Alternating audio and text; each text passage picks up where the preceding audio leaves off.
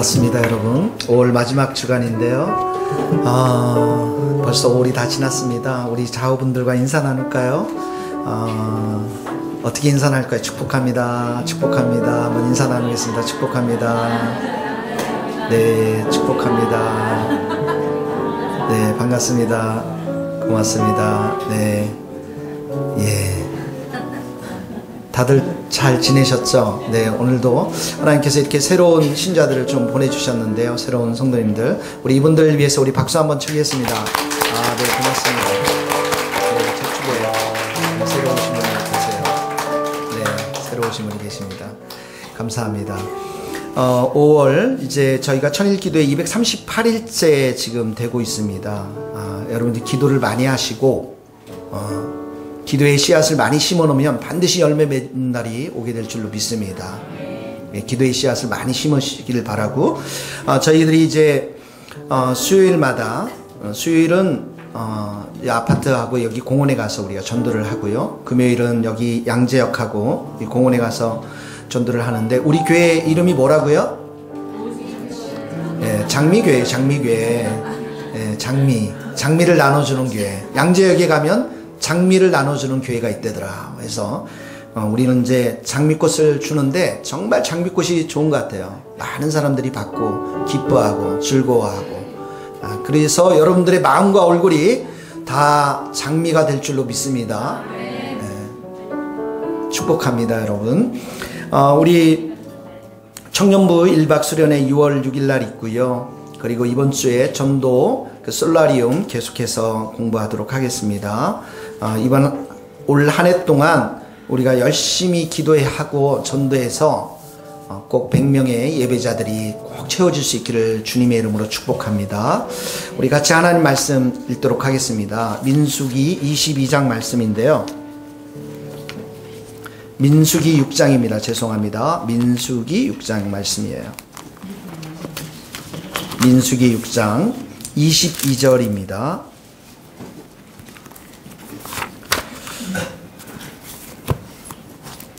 민수기 6장 22절서부터 27절 말씀까지인데 다 같이 한 목소리로 다 같이 합독하도록 하겠습니다. 민수기 6장 22절.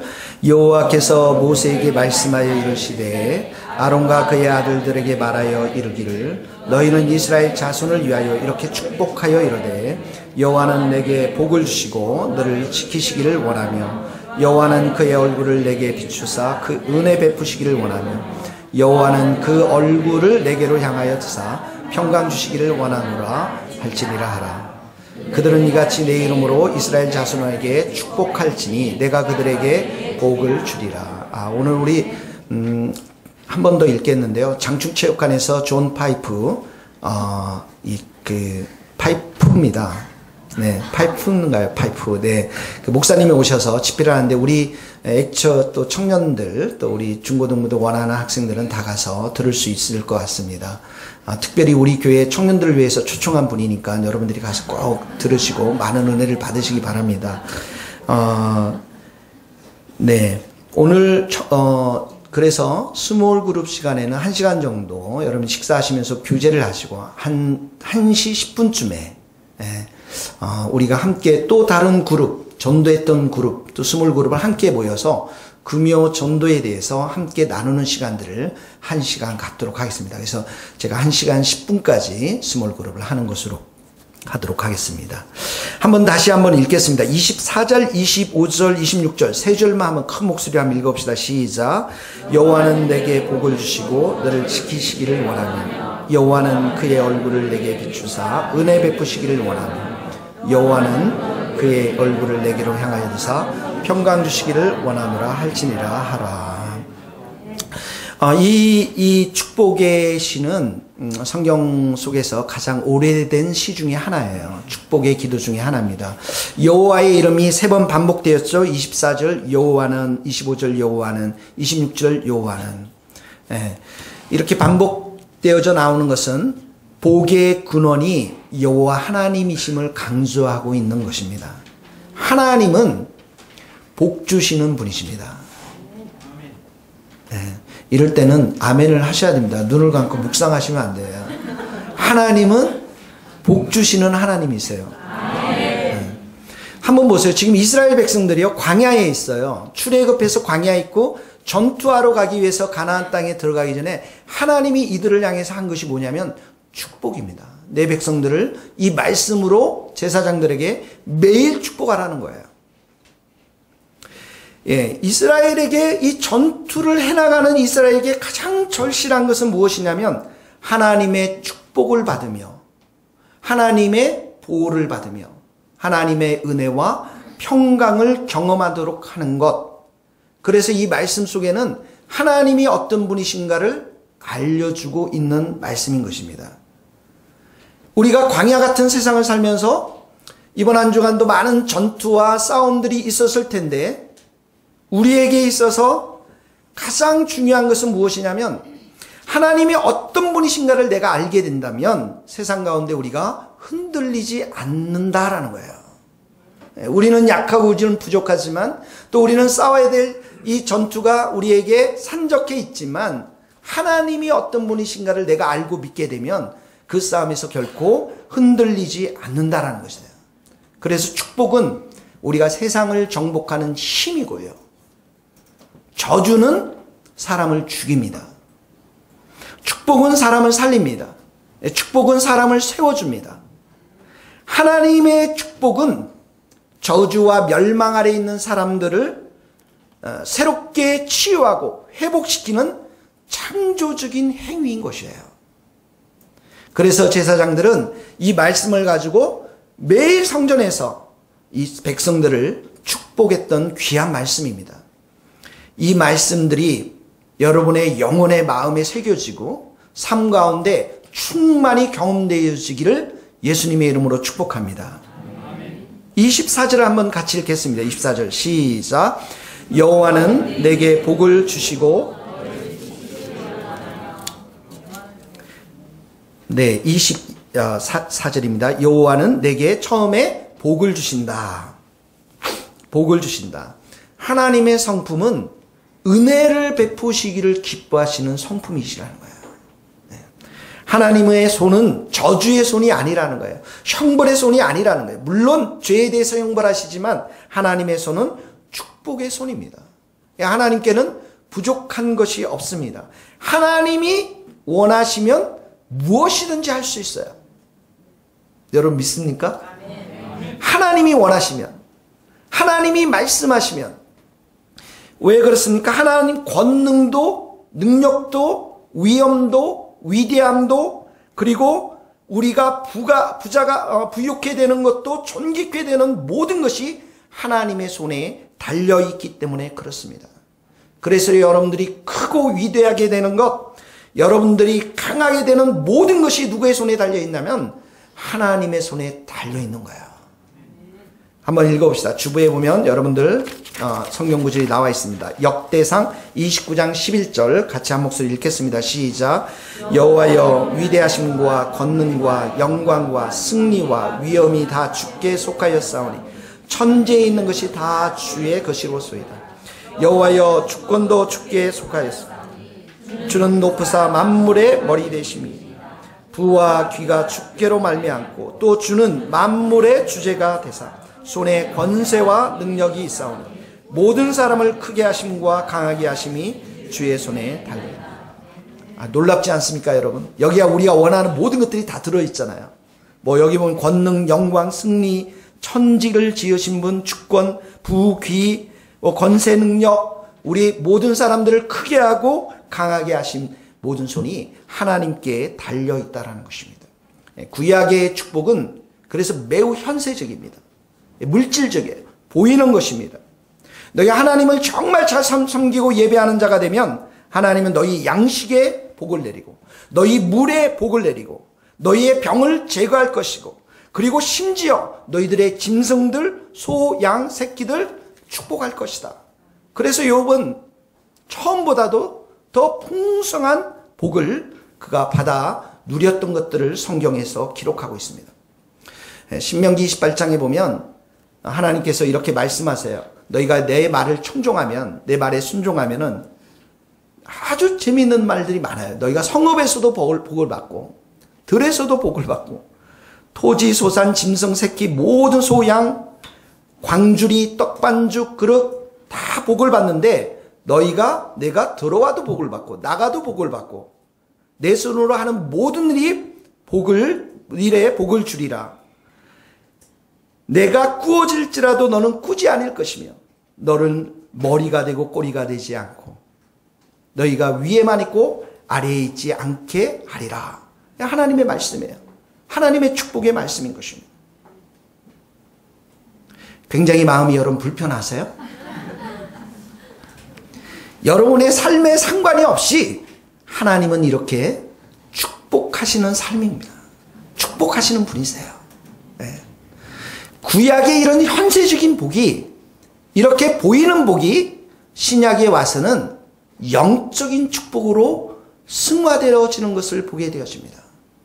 그래서 이 신약에서는 더 많은 본문 속에서 하나님은 영적으로 백성들을 축복하시는 분이심을 가르쳐주고 있습니다.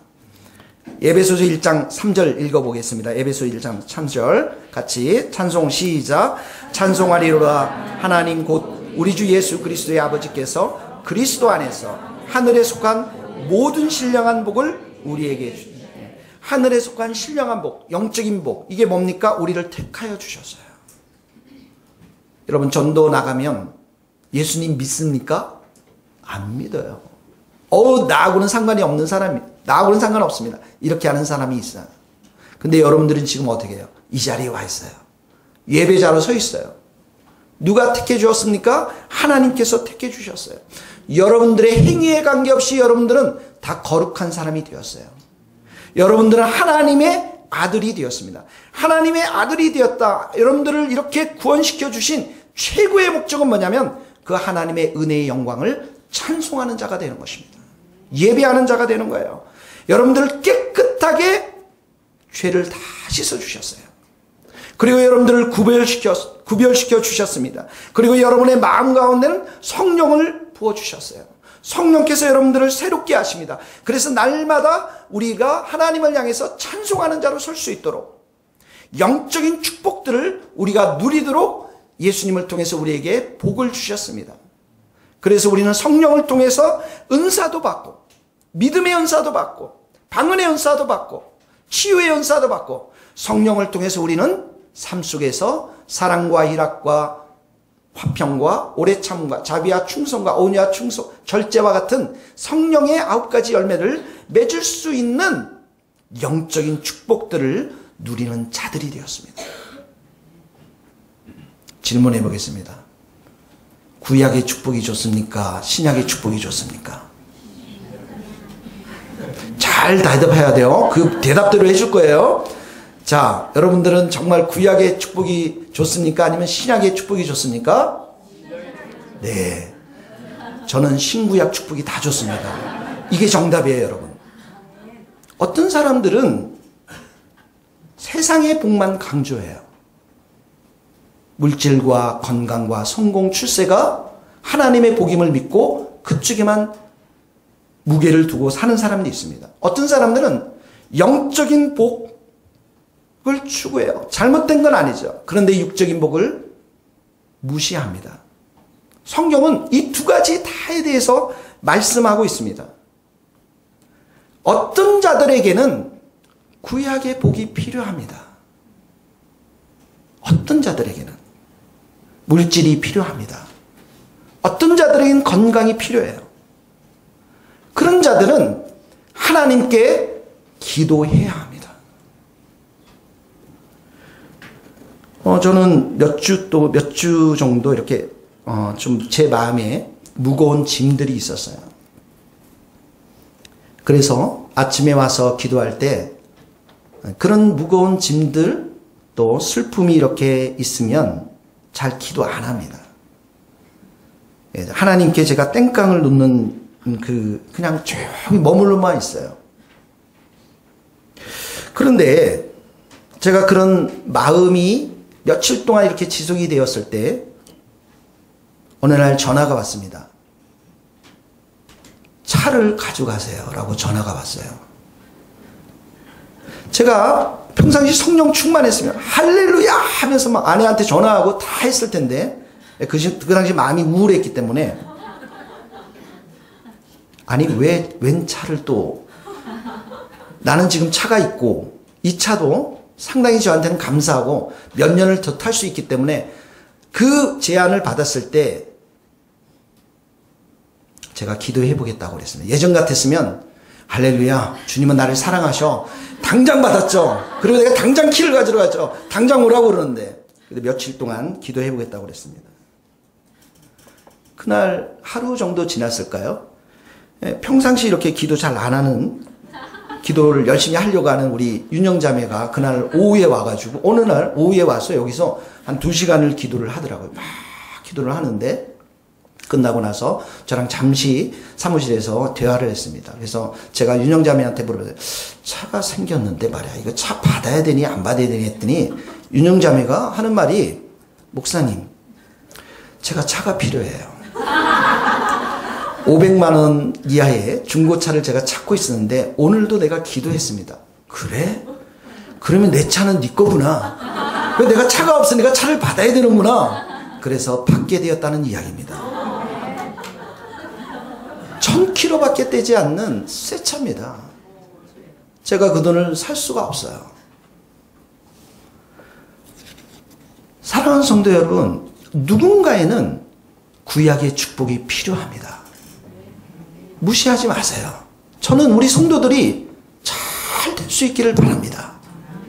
하나님 앞에서 주신 그 말씀대로 그대로 받고 여러분들이 정말 하나님이 얼마나 선하시고 좋으신 분이신가를 경험하는 여러분들이 되기를 예수님의 이름으로 축복합니다. 제가 왜 어떤 자들이라고 했을까요? 신약의 영적인 축복은 모든 자들이 누려야만 합니다. 이 신약의 축복은 제가 마음껏 누리고 싶습니다.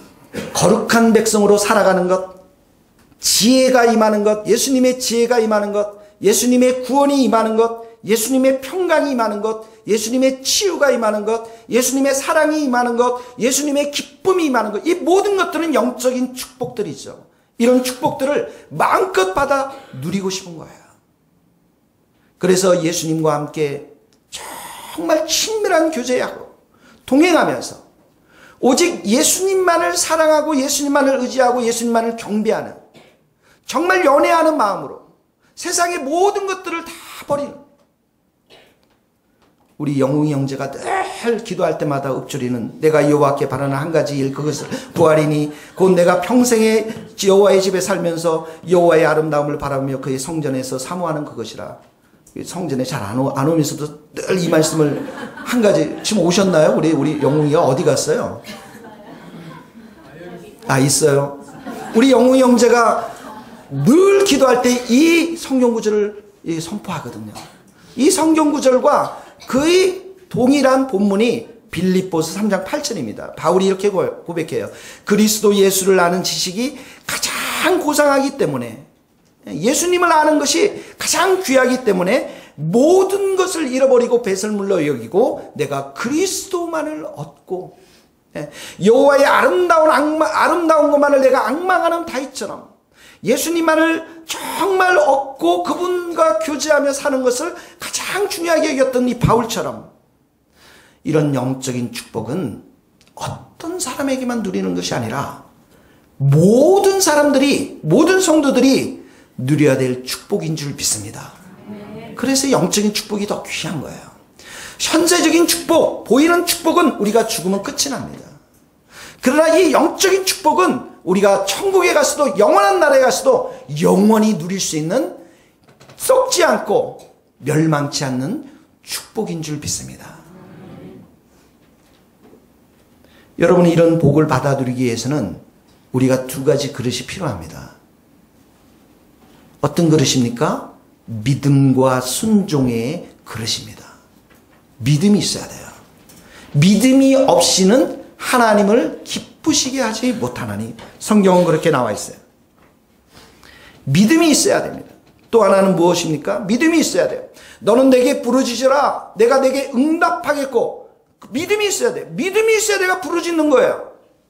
믿음이 없으면 절대 부르짖지 않습니다. 믿음이 있으면 부르짖게 되어 있어요. 하나님의 은밀하고 큰 비밀들을 보여주신다라고 하는 믿음이 있으면 부르짖게 되어 있어요. 믿음의 그릇이 얼마나 큰가가 중요해요.